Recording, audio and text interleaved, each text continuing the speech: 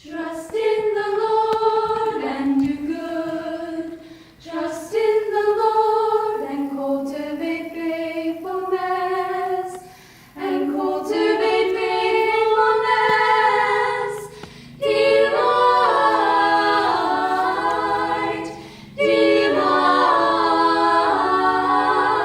in the Lord, and He will give you the desires of your heart. Commit your way to the Lord and trust in Him always. Commit your way to the Lord and trust in Him always. Trust in Him. Trust in Him. Oh, trust in Him. He will do it. Trust in the Lord and do good. Trust in the Lord and cultivate faithfulness. And cultivate faithfulness. Delight, delight in the Lord, and He will give you the desires of your heart. Your heart. Your heart. The desires of your heart.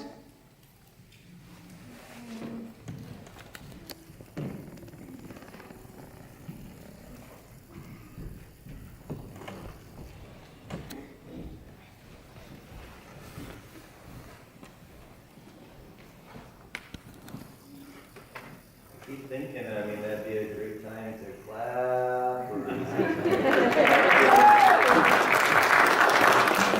it's hard to know what to do, it's appropriate, and I think that was fine. That was a great statement about trusting the Lord and doing good, and He'll give you the desires of your heart. His faithfulness is seen in her life, and we get to celebrate that. One of the opportunities that I had as pastor here, my name is Tom Smith. I've been pastor here for 7 years, and Jerry used to sit back there, and I remember one time on the way out of church, she was expressing to me her love for church planting. And I thought, here's an 80-something-year-old woman just saying how excited she was to be part of God's work on the ground level. Almost made me feel apologetic that we weren't planting a church. But you wish you had a whole crop of her to do that with. I also found out that she really loved books, really loved reading, and there was a book that I found that I thought just had something interesting to say about funerals. There's a lady named Tricia Goyer, and I hadn't heard of her, but she's written about 50 different books. And one of her books she spent, it's called A 1 Year, and it's The Way of Peace. It's looking at Amish life. And she had this on one of her entries. She says, we read in the Amish guidebook. So I guess the Amish people have a guidebook that tells them how they are to do things. The name of that is Our Heritage, Hope, and Faith. This is what they say about funerals. It says, through cases of death, we are reminded anew, time and time again, that we must die. That our life has a goal, that it will end, and that we must depart from here. The funeral sermon should be conducted accordingly, and not too much be said about the deceased. The good qualities or attributes of the deceased may be held up as examples and models, but this does not require too much time. The most devout or godly man or woman still has too many weaknesses to allow her to be held up as a perfect example. Christ alone is our perfect example. I think she would agree with that. As we celebrate her life today, talking about her has been good, it's been appropriate, it's healthy, it's part of our coming to grips with our loss. And it will continue. It should continue. As has already been said, she remains in your individual and collective memories. So tell the stories. She loved the stories. See her traits, mannerisms, her likes and dislikes as they surface in coming generations. Ramona is a treasured and living reality. Where is she now? Well, she's not sitting on a cloud looking down from heaven. She's not an angel flying around. The moment she died, her spirit went to be with the Lord. That's right. Ecclesiastes 12:7 says, "The spirit returns to God who gave it." She's released from pain and suffering. She's also released from the very presence of sin and enjoys the benefits of saving faith in her Lord Jesus Christ. Being made perfect in holiness and entering the joy of the Lord is thrilling. What an adventure she's having now. The Apostle Paul stated that he would actually prefer to be absent from the body and present with the Lord. There is a hymn that says, "What a day that will be when my Jesus I shall see." It's a Gaither tune. "And I look upon his face, the one who saved me by his grace. When he takes me by the hand and leads me through the promised land. What a day! What a glorious day that will be." Ramona will get a brand new physical body at the resurrection.